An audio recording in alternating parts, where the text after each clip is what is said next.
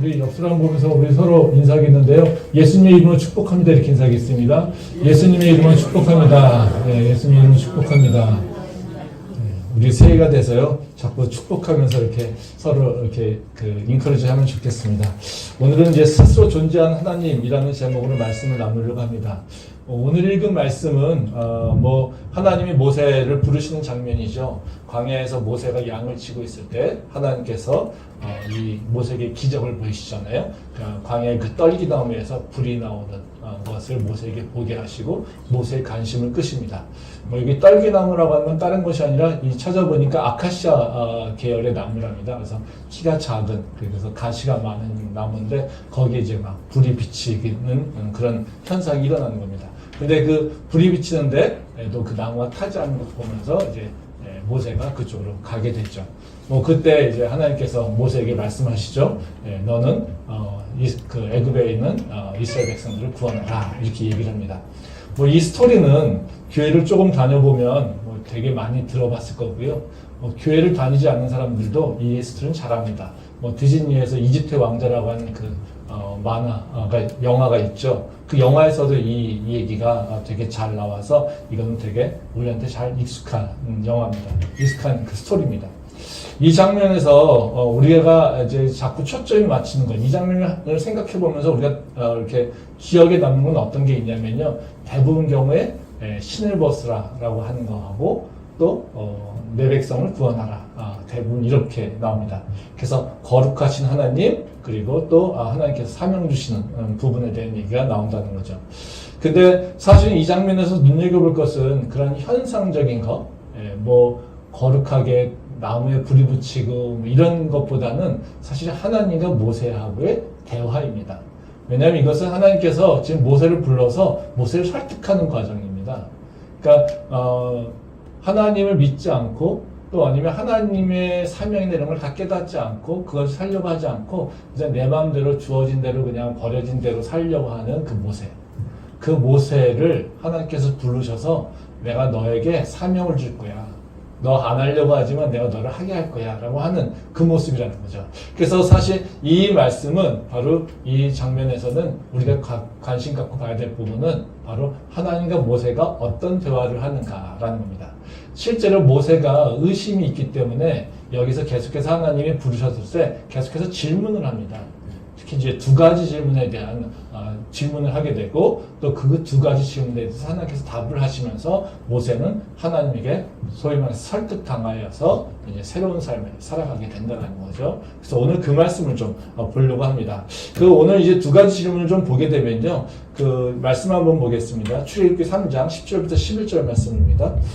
이제 내가 너를 바로에게 보내어 너에게 내 백성 이스라엘 자손을 애굽에서 인도하여 내게 하리라. 모세가 하나님께 아뢰되 내가 누구이기에 바로에게 가며 이스라엘 자손을 애굽에서 인도하여 내리이까.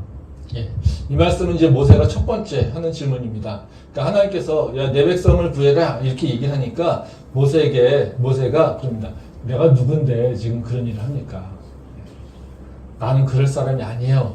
이렇게 얘기를 한다는 거죠. 그래서 모세의 질문은 하나님 나를 누구로 생각하시고 나한테 그런 일을 시키십니까? 이런 얘기죠. Why입니다. Why? 왜 내가? 이런 얘기를 하고 있고요. 또 다른 질문이 있습니다. 말씀 한번 더 보겠습니다. 출애굽기 3장 13절부터 14절 말씀입니다. 모세가 하나님께 아뢰되 내가 이스라엘 자손에게 가서 이르기를 너희 조상의 하나님이 나를 너희에게 보내셨다 하면 그들이 내게 묻기를 그의 이름이 무엇이냐 하리니 내가 무엇이라고 그들에게 말하리이까. 하나님이 모세에게 이르시되 나는 스스로 있는 자이니라. 또 이르시되 너는 이스라엘 자손에게 이같이 이르기를 스스로 있는 자가 나를 너희에게 보내셨다 하라. 이 말씀은 이제 모세가 두 번째 한 질문입니다. 하나님, 그런데 당신이 하나님이라고 한다면 근데 내가 이 사명을 감당할 때 저 하나님이 누구냐고 물어볼 텐데요. 하나님을 누구라고 얘기합니까? 지금 나를 부르시는 당신이 내가 누구라고 얘기해야 됩니까? 이렇게 얘기하는 거죠. 이게 우린 잘 이해가 잘 안 되는 얘기이긴 해요. 왜 이런 질문을 할까라고 하는 부분들에 있어서 쉽게 와닿지는 잘 않습니다. 그래서 사실 하나님께서 이 모세가 하는 질문, 왜 납니까? 하나님 당신은 누굽니까? 라고 하는 그 질문에 대해서 하나님이 답변하시면서 바로 모세는 그 답변을 듣고서 그 마음이 설득당한다는 거죠. 그래서 오늘은 이 말씀을 통해서 우리의 삶의 문제를 같이 좀 연결시켜 보려고 합니다. 사실 우리도 이런 문제를 똑같은 질문을 많이 합니다. 살면서요. 지금 모세가 하고 있는 질문하고 비슷한 질문을 많이 하고 있고요. 그리고 또 그거에 대해서 해결할 때 우리 삶이 좀 변화되는 부분이 있다는 거죠. 그래서 오늘 이 두 가지 질문이 어떤 의미인 것인가를 통해서 우리가 우리 삶에서 살아가면서 우리가 어떻게 믿음의 삶을 살아갈 것인가 이 부분에 대해서 같이 좀 생각을 좀 해보도록 하겠습니다. 첫 번째로 이제 모세가 왜 하나님에게 왜 내가 해야 됩니까? 라고 하는 질문을 한다는 거죠. 모세가 왜 이런 질문을 했을까? 분명히 엄청나게 그 떨기나무가에서 불이 붙는데 그 떨기나무는 타지 않는 기적. 그렇죠? 그리고 그걸 신기해서 가서 바라보려고 봤더니 하나님께서 음성으로 말씀하셨어요. 이거는 엄청나게 초자연적 기적 아닙니까? 근데 그런 분이 음성으로 말씀하시면 인간은 어떻게 대답해야 됩니까? 알겠습니다. 두려워서 할게요. 뭐 이렇게 가야 되는 거 아니겠습니까? 근데 모세는 그렇게 얘기하는 것이 아니라 왜 내가 해야 됩니까? 이렇게 얘기하는 거죠. 모세가 왜 그랬을까? 하나님한테 이렇게 도전할 수 있을까? 그걸 우리가 좀 생각해 볼 필요가 있다는 거죠. 왜냐하면 모세는 지금 살아가는 삶의 모습이 어떤 거냐면요. 과거에 내가 실패했던 것들 그리고 내가 과거에 믿음으로 살았던 것에 대해서 좀 후회와 회한이 있다는 거죠. 그래서 자기가 갖고 있는 믿음에 대해서 의심이 있는 거예요. 하나님이 있다고 하는데 하나님이 정말 살아계시다고 하는데 정말일까? 난 그거 믿을 수 없는데 바로 이 과거의 실패 때문에 지금 하나님이 있다고 하지만 하나님을 믿지 못하는 그리고 나는 그 하나님과의 관계 속에서 뭔가 하나님의 새 역사를 이룰 수 있는 사람이 아니라고 하는 생각을 갖게 된다는 거죠. 말씀 한번 보겠습니다. 출애굽기 3장 6절 말씀입니다. 또 이르시되 나는 네 조상의 하나님이니 아브라함의 하나님, 이삭의 하나님, 야곱의 하나님이니라. 모세가 하나님 배웠기를 두려워하여 얼굴을 가리매. 한 절 더 보겠습니다. 11절 말씀 보겠습니다. 모세가 하나님께 아뢰되 내가 누구이기에 바로에게 가며 이스라엘 자손을 애굽에서 인도하여 내리이까. 이제 이 말씀은 이제 하나님과 모세의 대화의 처음과 끝을 얘기하고 있어요. 그러니까 하나님께서 떨기나무에서 모세의 관심을 끈 이후에 하나님 자신을 누구라고 얘기하냐면요. 아브라함의 하나님, 이삭의 하나님, 야곱의 하나님이라고 이렇게 소개를 하잖아요. 그리고 모세에게 이스라엘 백성들을 구원하라고 이렇게 명령하십니다. 근데 그때 이제 그에 대한 모세의 대답은 내가 누군데요? 이렇게 반문한다라는 거죠. 그러니까 왜 여기 성경에서는 바로 이런 식의 대화의 표현을 했을까라고 하는 걸 우리가 좀 생각해 볼 필요가 있습니다. 여기 이 하나님과 모세가 대화하는 것의 그 매개체, 대화해야 되는 이유는 뭐냐면요. 바로 히브리인이라고 하는 민족적 정체성이 있다라는 거죠.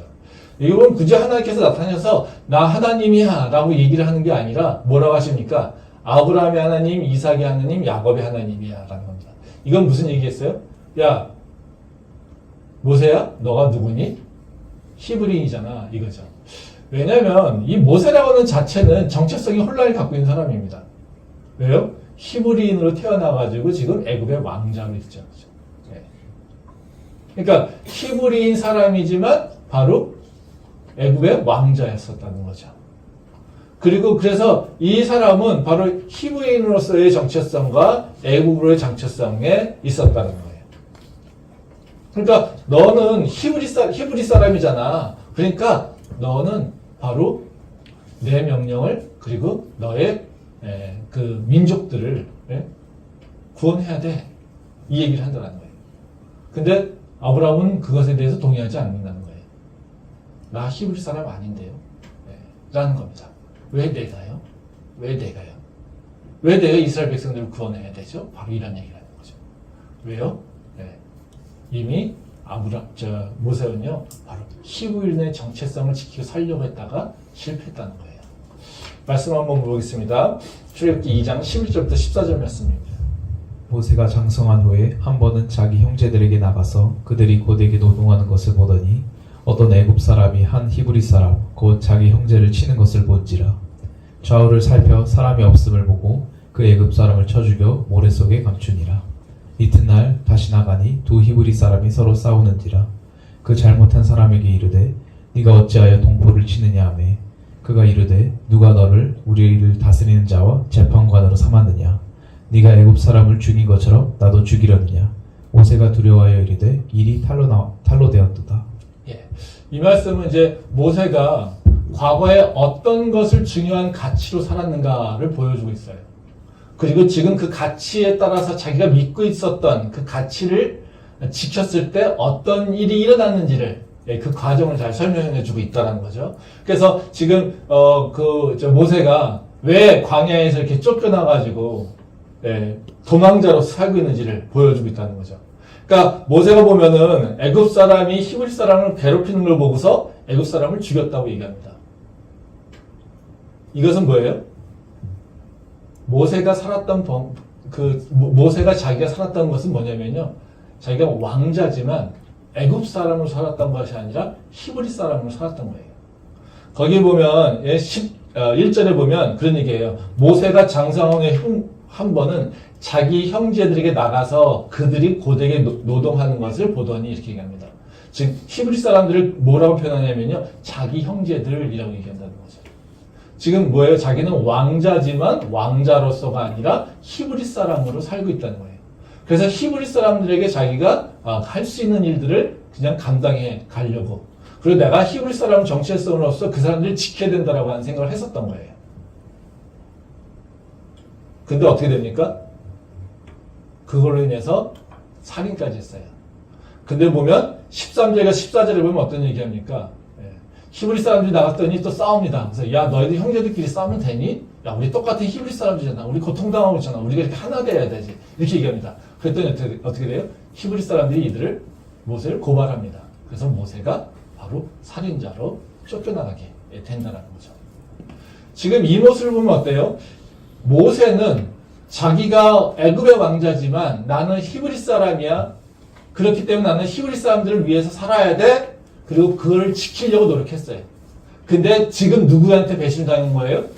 히브리 사람들한테 배신을 당해서 자기는 지금 왕자의 자리를 쫓겨나고 고성을 하고 있다는 거죠. 근데 지금 하나님이 뭐라고 하십니까? 야, 너 히브리 사람이잖아. 너 이스라엘 백성이잖아. 너 그렇게 이스라엘 백성이니까 네가 지금 그들을 가서 구해야 돼. 이런 얘기입니다. 그럼 지금 이 상황에서 모세는 뭐라고 하겠습니까? 아, 나 히브리 사람이요? 히브리 사람 지켰다가요. 나는 지금 왕자 자리 쫓겨났어요. 내가 히브리 사람이라고 우겨서 살다가요. 나 지금요 쫓겨나가지고 광야에서 지금 있잖아요. 하나님 못 보세요? 근데 나한테 지금요 아브라함의 하나님, 이삭의 하나님, 야곱의 하나님이라고 내가 그 백성이라고 나한테 그들을 구원하라고요? 아마 내가 가면요 그들은 또 날려 고발할걸요? 나는 히브리 사람으로 사는 것 자체가 나는 이미 실패한 인생으로 들어오게 됐어요. 라고 하는 걸 얘기한다는 거죠. 나는 더 이상 히브리 사람으로 살고 싶지 않아요. 근데 왜 나보고 그들이 나의 백성이라고 내가 가서 그들을 구원하라고 얘기하십니까? 난 아니에요. 난 히브리 사람 아니에요. 지금 이걸 얘기하고 있다는 거죠. 이거는 지금 우리가 시대를 살아가면서, 지금 이 시대를 살아가면서 믿음을 지키려고 살아가는 것과 되게 비슷한 얘기죠. 오늘 우리 아까 찬양했던 거 보면 얘기하지 않습니까? 우리가 믿음을 지켜가려고 살아갈 때 세상 사람들은 뭐라고 합니까?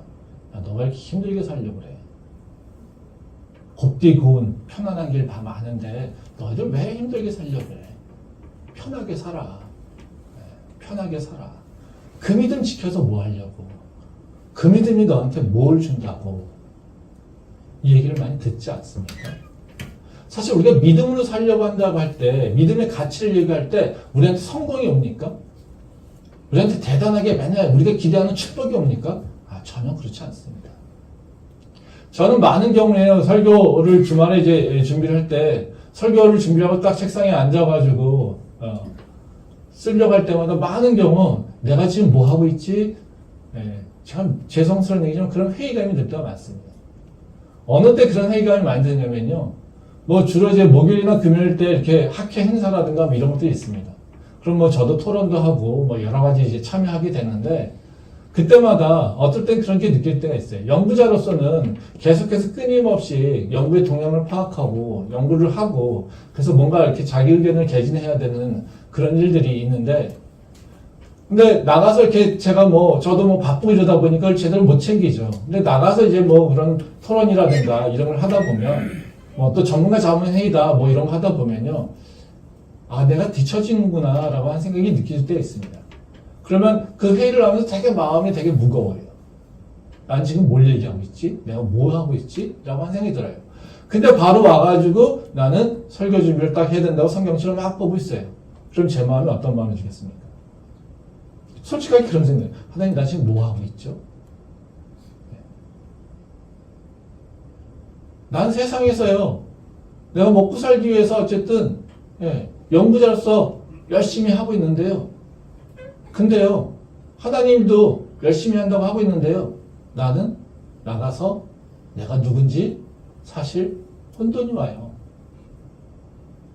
하나님 말씀을 열심히 지키고 하나님 말씀 열심히 공부하면 나한테 뭔가 새로운 지식이나 지혜나 명철이 있어서 뭔가 세상을 이기는 압도할 수 있는 뭔가 지식이 나한테 들어와야 되는데 나는 그렇지 않아요. 아, 어제도 하나님 내가 전문가인지 사실 나 스스로 나한테 회의감이 있어요. 이런 게 안 들어오겠습니까? 들어올 때 참 많아요. 그럼 내가 가졌던 그 사명감, 아, 내가 목사지, 내가 하나님께 부름받은 자지라고 하는 것을 가지고 열심히 살다가도요, 바로 세상에서 정말 실패하고 주저앉다 보면요, 그 말씀 붙잡고 살아갈 때, 그 말씀 붙잡고 말씀 설교 준비하려고 할 때, 그 사역에 참여하려고 할 때, 나는 하나님, 내가 뭐 해야 되죠? 라고 하는 그 혼란이 있다라는 거죠. 이런 것뿐만 아닙니다. 제가 사역하면서도요, 여러 가지 경험들을 했어요.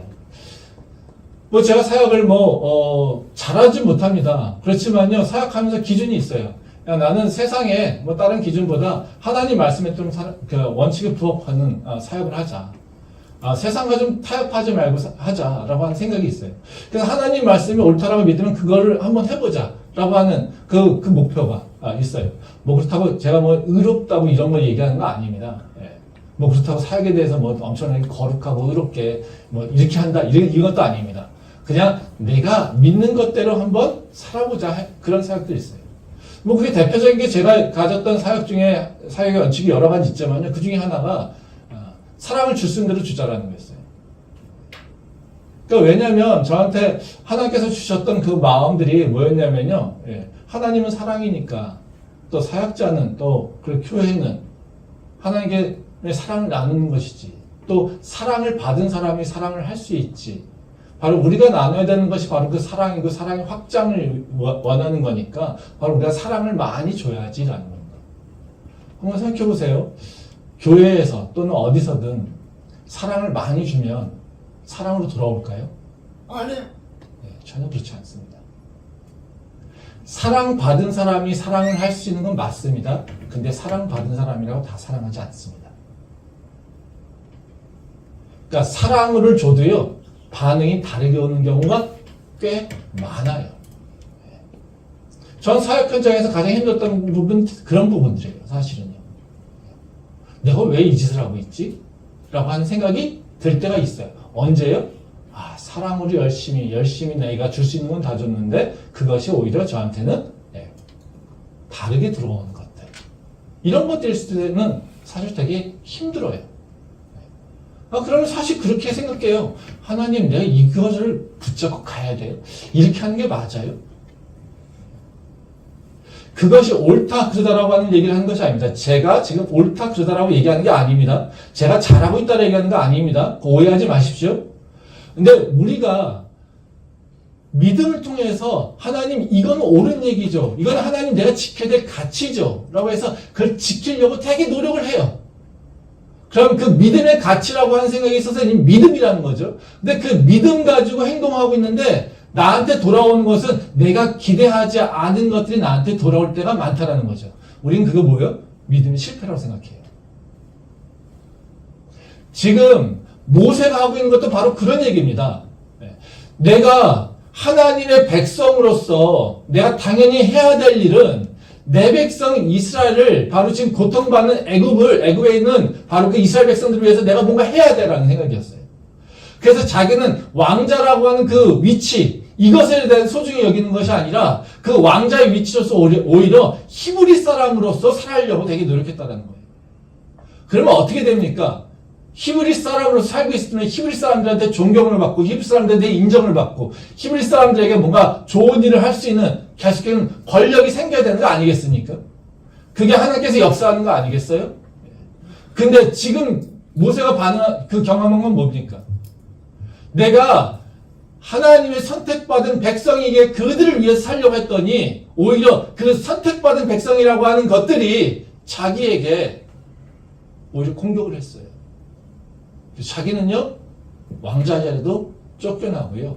지금 어떤 모습이에요? 광야에 쫓겨나서 아무런 희망도, 아무런 소망도, 아무런 열정도 없이 그냥 목숨만 연명하고 있는 모습으로 살고 있다는 거죠. 그런 자기의 모습을 보면서 어떤 생각이 들겠습니까? 너 히브리인이잖아. 이런 얘기하면, 에이, 무슨 히브리인. 히브리인이라는 그 정체성이 나를 이렇게 만들어놨는데.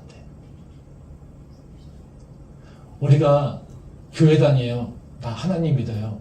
그래서 선한 일 했더니 세상에서 비난받고 저기 쫓겨났어요.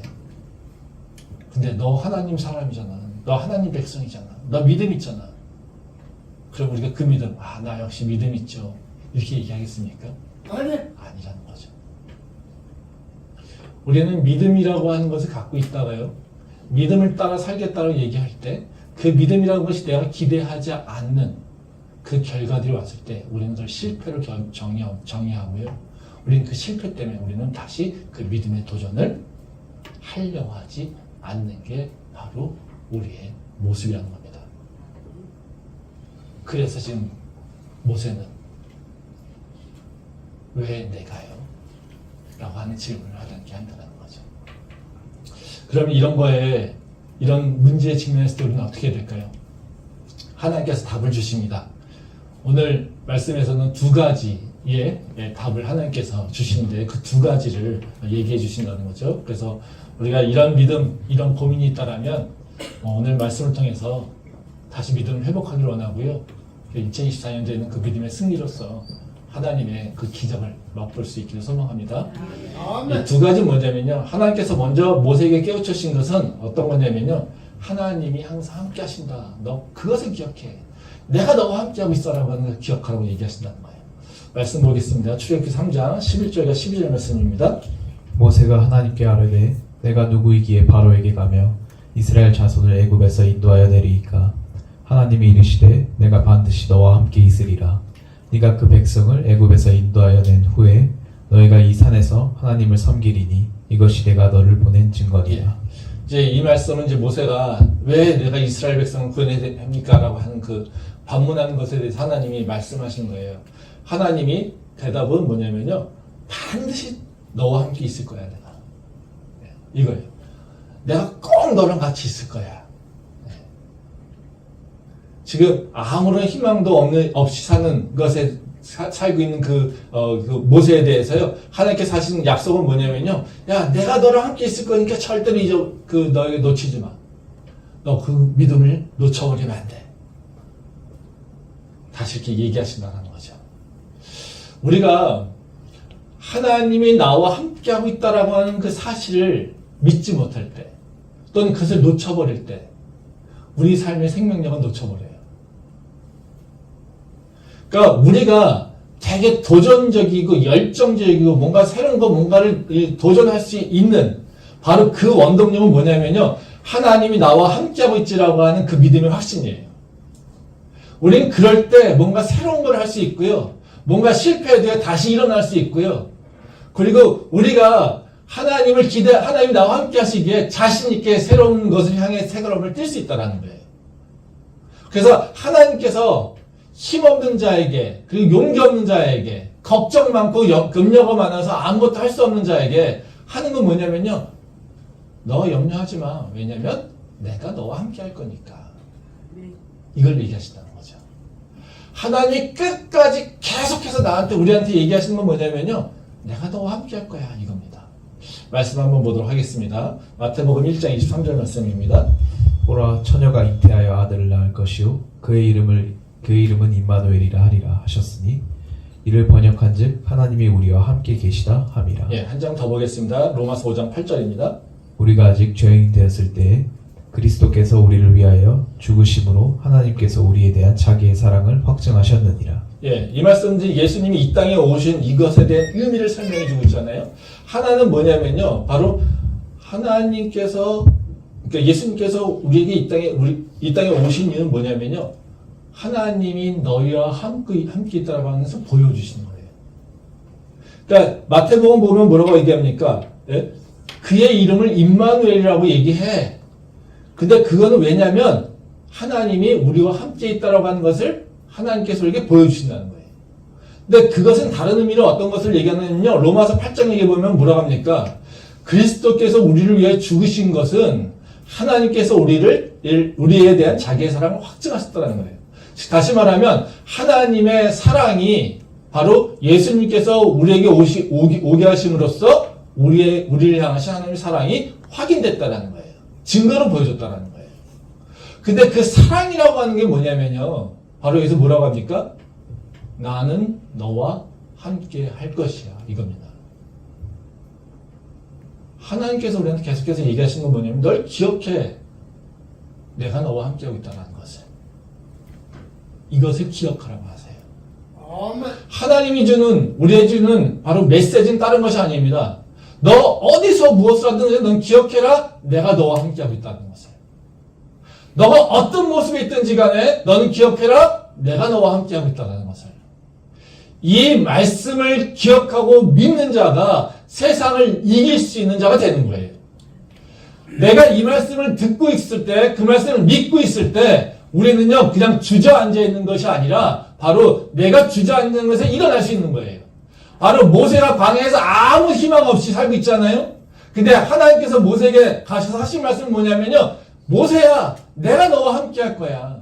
너 지금 내가 하나님이 너를 버렸다고 생각하지? 아니야, 내가 너와 함께 할 거야. 라고 하는 것을 얘기하고 있다는 거죠. 우리가 2024년도 새해를 시작할 때 우리가 기억해야 될 말씀은 다른 것이 아닙니다. 하나님이 우리와 함께 하고 있다는 것.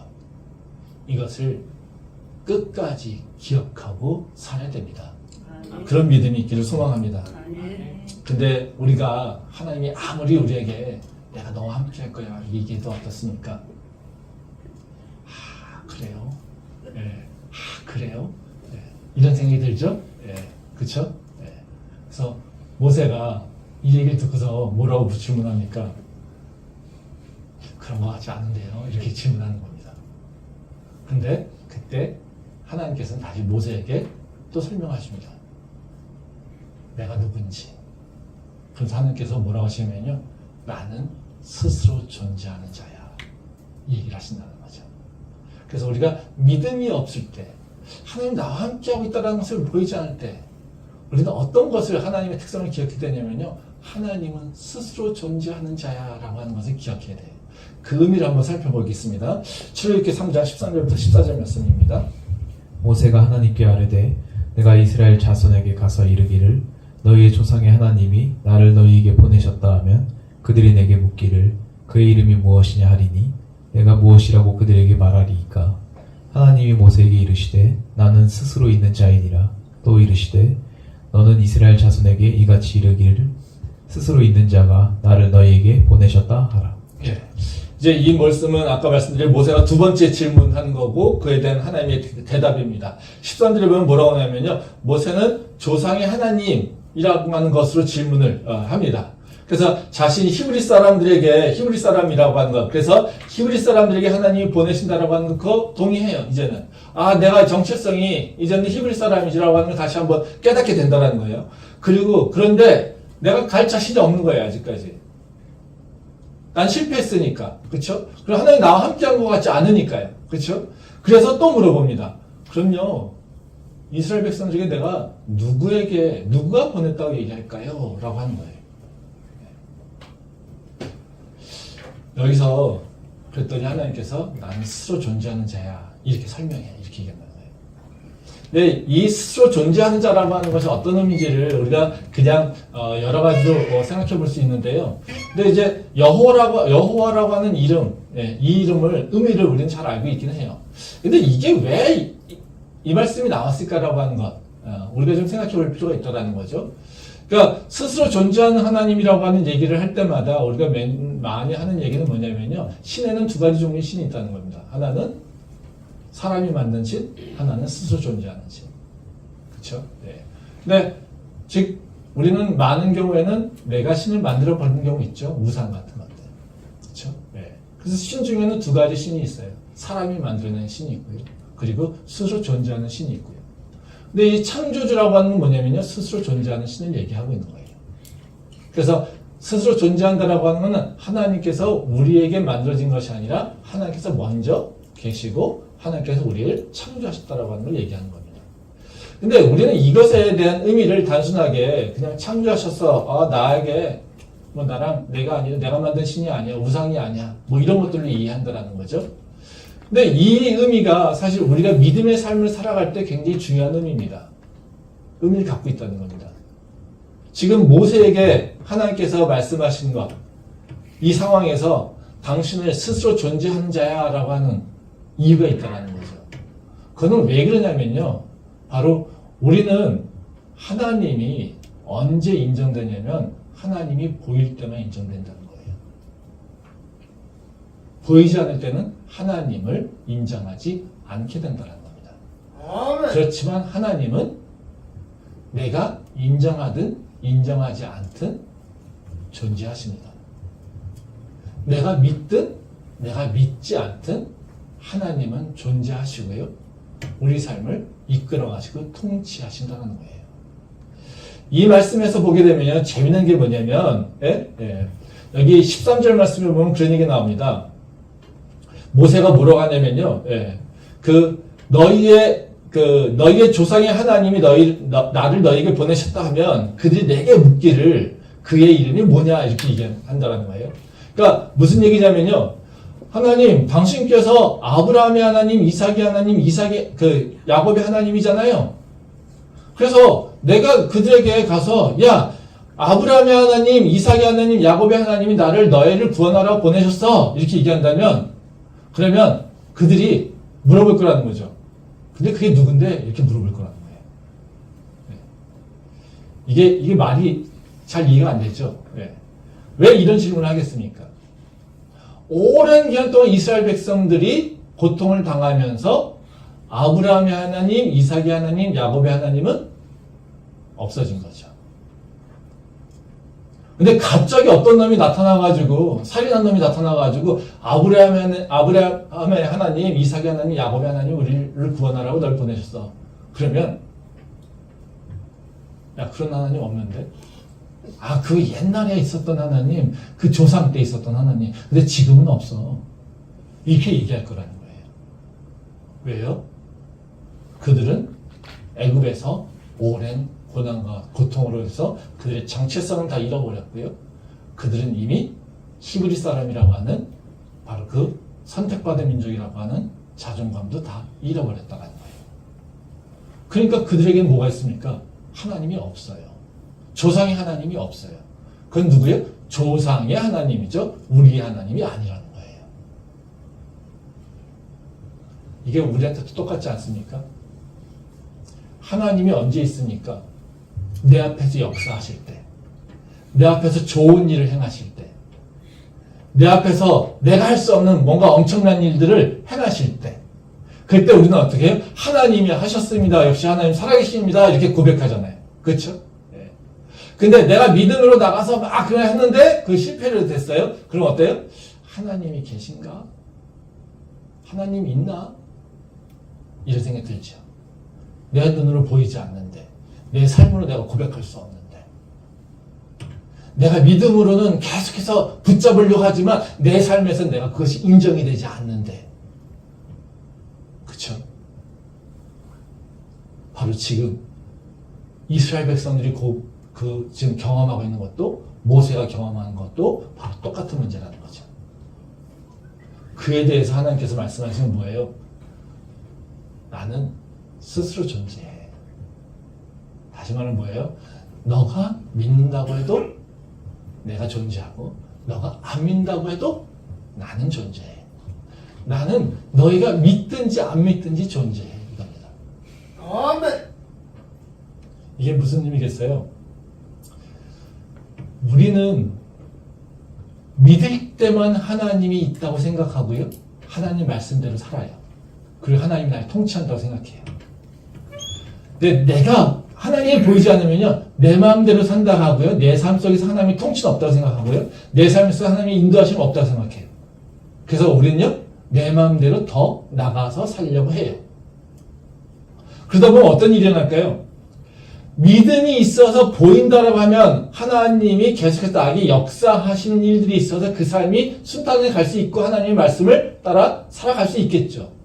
근데 한번 믿음을 잃어버리게 되거나 한번 믿음이 없어서 의심이 돼서 바로 하나님이 없다라고 하는 생각이 든다면요, 바로 어떤 일이 일어나냐면요, 바로 계속해서 밖으로 뻗어나가요. 이탈해버린다는 거죠. 그럼 우리가 그 이탈을 막을 수 있는 방법은 뭐겠습니까?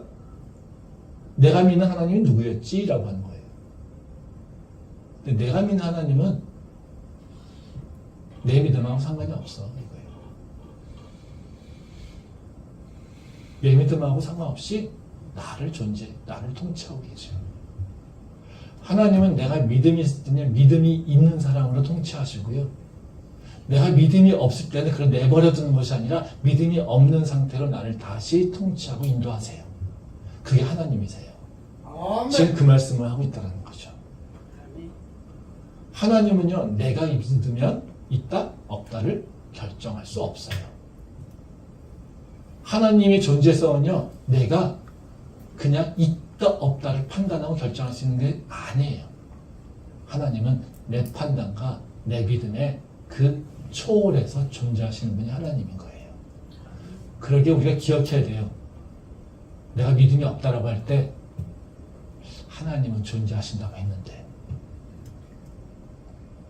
그걸 다시 기억해야 돼요.